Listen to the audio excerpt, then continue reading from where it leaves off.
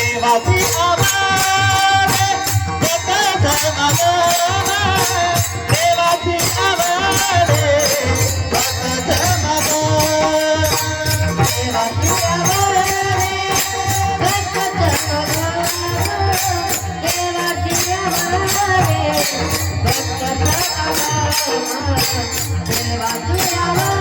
आवारे भक्त समागम देवाची आवारे भक्त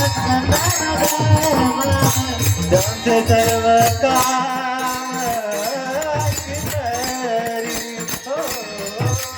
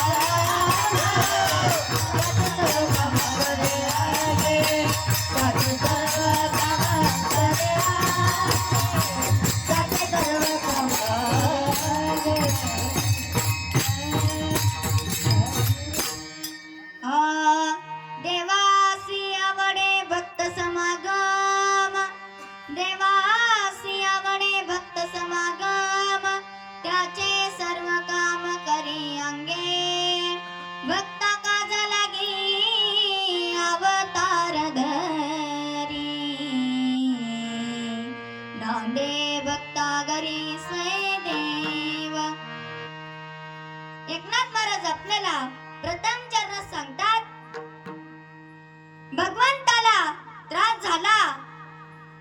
भगवंत म्हणतात, मी भक्ताला त्रास झाला की मी अवतार घेतो आणि भक्तांचे रक्षण करतो. हिरण्यकशिपू पुणे प्रल्हादाला उकळत्या तेलात टाकले, हत्तीच्या पायाच्या खाली दिले, कडे लोट केला. त्याला वाटले आता याला कोण वाचवणार. कोटेन दिसे पाहता उडी गाली अवचित्ता. बघितलं तर कोणीच नव्हते. भगवंताने प्रल्हादाला वरचे वर झेलले. पुन्हा प्रल्हाद नारायण नारायण करत कुटाला घरी आला. पुन्हा शेवटी त्याच्या वडिलांनी विचारले, अरे तुझा भगवंत आहे आतारी कोठे. हिरण्यकशिपू वैतागून म्हणाला, प्रल्हाद म्हणाला, जळी स्थळी भरला विठ्ठल रिका नाही उरला. अहो बाबा, तो कोठे नाही, सर्वत्र भरून उरला आहे. हिरण्यकशिपू वैतागून म्हणाला, तुझा नारायण या खांबात आहे का. मग हिरण्यकशिपूने त्या खांबाला लाथ मारली. तिथे कोण प्रगटले. खांबावरील लाथ मारिले दुर्जने.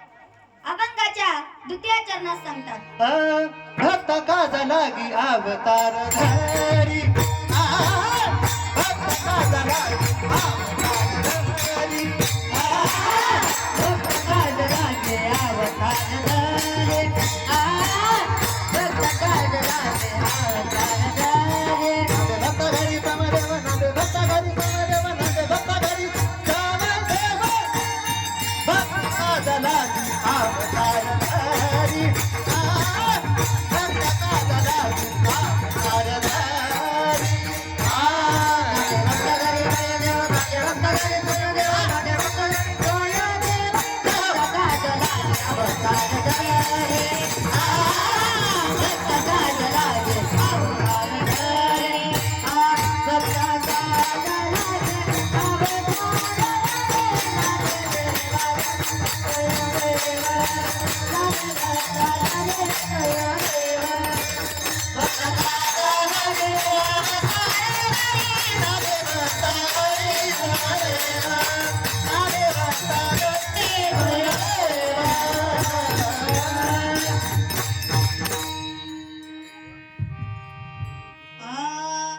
भक्त काज लागी अवतार धरी नांदे भक्ता घरी स्वयं देव. एकनाथ महाराज द्वितीय चरणात सांगतात की भगवंत म्हणतात मी भक्तांच्या संतांच्या घरी कामे करतो, त्यांच्या घरी मी राहतो. साधुपाशी देव कामधंदा करी पितांबर दरी वरी जाय. तुम्ही काय करता तर भगवंत म्हणतात संत मंडळी भक्त मंडळी कीर्तनाला निघाले तर मी त्यांच्याच पादुका खांद्यावर घेतो आणि नाचतो. संतांच्या पादुका घेई मोचे कांदी हाती टाळ दिंडी नाचिन पुढे. भगवंत म्हणतो मला भक्ताशिवाय काहीच आवडत नाही. अभंगाच्या तृतीय चरणात भक्त